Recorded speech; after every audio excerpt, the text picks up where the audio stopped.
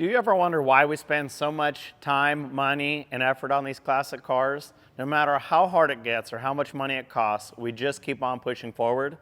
We do it because the cars mean something to us. Either they mark a time in our lives that bring good memories, or they represent a sentimental connection to a friend or family member. In this video, I'm going to share one man's journey to complete his car and honor his brother's memory. This is one of those builds where the reason why matters just as much as the car itself. What would make someone hold on to a car for over a decade without touching it? And what finally pushes them to build it? He was just 15 when he inherited this '69 Camaro after his brother passed. Too young to drive, too young to build, and way too young to even process the loss. So the car sat. For years, it wasn't really a project. It was more like a time capsule, a memory of his brother, something he couldn't afford to touch, but couldn't let go of either. But that emotional weight is exactly what makes this build different. He didn't just inherit a Camaro, he inherited the dream and all the reasons behind it. Life moved on, but the Camaro didn't. It just sat. Then, finally, at 25, something changed. He popped the hood and started wrenching because it finally felt right. His original plan? Keep it simple and mostly stock. Get rid of that 80s look. A mild restoration with a focus towards originality and keeping the car true to form. He spent a few years doing exactly that, gathering parts, fixing it up, getting it running, and driving it around. And for a while, that was enough. But then, he discovered the pro touring scene. He saw what these cars could become, the stance, the handling, and the performance. And that changed everything. He went all in. He researched and bought the best suspension he could find, and he decided to chase the pro touring dream, no compromises. But reality set in fast. High-end parts don't install themselves. He didn't have the right tools, didn't have the space, and definitely didn't have the time. The deeper he got, the more it snowballed. He wasn't just in over his head, he was stuck. He could have let it stall again, could have let another decade pass, but instead, he picked up the phone. When we first met, he trusted us not to just install parts, but to carry out the vision without compromising what the car meant to him. This wasn't just another build. It was his brother's Camaro, and now it was his. Our job wasn't to start fresh, it was to finish what he had started and honor the story that came with it. So piece by piece, we brought the Camaro into the modern age with pro touring level performance and detail. He wanted a legitimate pro touring car, and the '69 was the quintessential platform to do that. He didn't want to break the bank, but he understood this wasn't going to be cheap. He wanted a car that could drive smooth and reliably with plenty of power to throw him back in the seat, but also didn't want it overpowered and loose. He wanted a car that was capable of carving the canyons near his house in Northern California, hit the autocross track for fun, and rip down the boulevard like he used to do in the old days. He wanted a car that had modern amenities throughout. Basically, new Corvette handling and performance with BMW influenced interior styling, and a wicked stance. But he wanted it to stay a Camaro, a modern blend of old and new. So we got together and I put together a build plan. If you're planning a build plan is a must. Click the link below to learn more about my custom build plan service. His build plan took into account his needs, wants, wishes, and budget. Because he knew he wanted the best in handling, performance, and drivability, he had already dropped a chunk of cash on some of the best suspension components in the game. He had grabbed a brand new hydroform subframe from DSC that integrated C5 Corvette spindles, tubular control arms, coilover shocks, and rack and pinion steering. And he'd also grabbed their rear suspension, the Quadrolink, with a new 9-inch narrowed rear end. And he had their mini tub kits and through frame floor connectors. So we knew we were going to be doing some cutting and welding. He wanted fast and reliable, but didn't want the heavy weight of an old school big block. So we opted to run a modern LS engine. The GM 525 would provide plenty of power and came with a pretty nasty sounding cam. After all, it's got to sound like a muscle car. We paired that with a T56 Magnum 6-speed so we could command shifting when out playing around, but he could also kick into overdrive and drop the RPMs when he hit the highway for those long weekend drives. And, like I said, he wanted it to sound right, so we selected a set of full-length stainless headers and built a custom TIG-welded 3-inch exhaust system with Borla mufflers. I love how this thing sounds.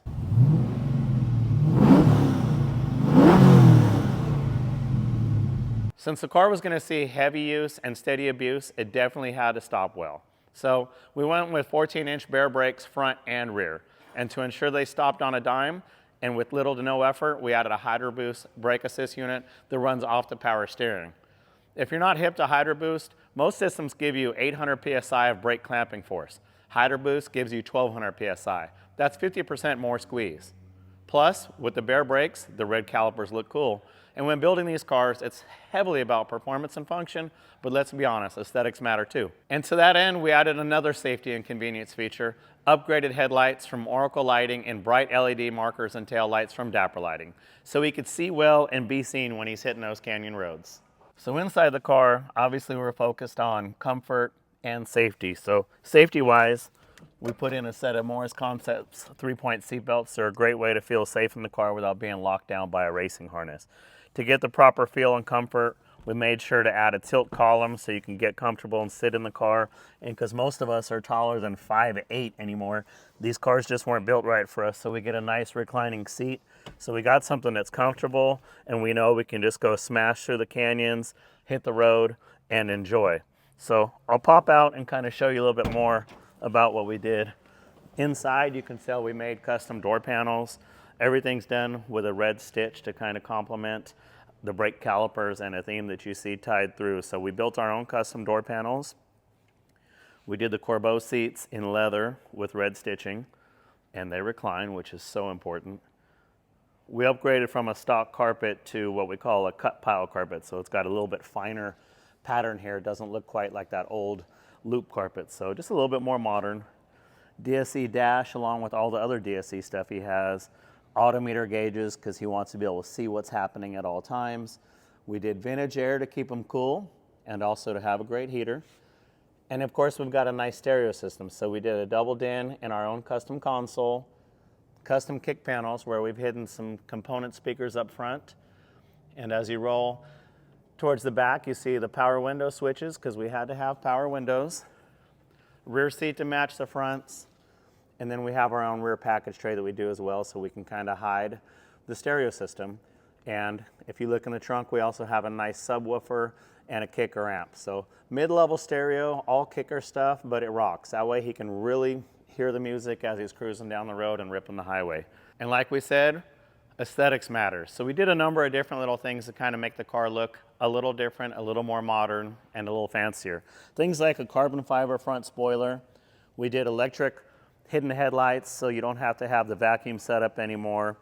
Billet side markers, billet hood hinges. You notice in the Pro Touring game, so many of us are going to use billet type accessories. We did second gen mirrors because they look a little cleaner and tighter on the car.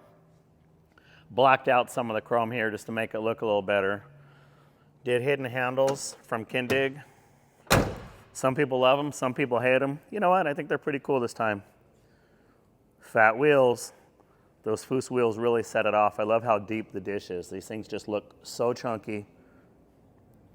And as we come around the back again, you see billet side markers.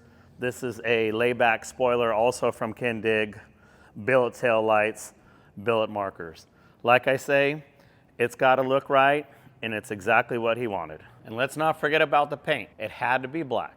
Since the car was pretty solid, we decided the car didn't have to be completely torn down. And since he was going to drive it, he didn't want a show quality paint job, nor did he really want to spend for a show quality paint job. But since it was going to be black, it had to be done right. So we hooked him up with a friend of ours that was able to strip the old paint, fix a number of issues, prime and seal the car properly, and then lay down multiple coats of jet black and Sikkens clear. Color sanded and polished, the thing looks awesome. Once we got it back, we put all the finishing touches on it. We installed all new tinted glass, dialed in all the drivability, alignment, tuning, and quality control work to make sure we were handing over a solid build. The moment he saw it finished, it hit him. This wasn't just a cleaned up classic. This was the best version of what he'd always imagined. Everything about it felt right. The ride quality, the handling, the road feel, it was tight and planted and fast. It looked like a show car, but now drove like a new car. And that's when it clicked. This wasn't just a tribute to what the car was, it was a full-on transformation into what it could be. So what do you do after your dream is finally done? Most people would take a break, but he doesn't want to. The Camaro lit a fire. Now he's already hunting for the next one. This time, it's a C10 truck. Something he can cruise, show off, and enjoy with the family. Now that he's felt what a proper build that started with a build plan can do, there's no going back.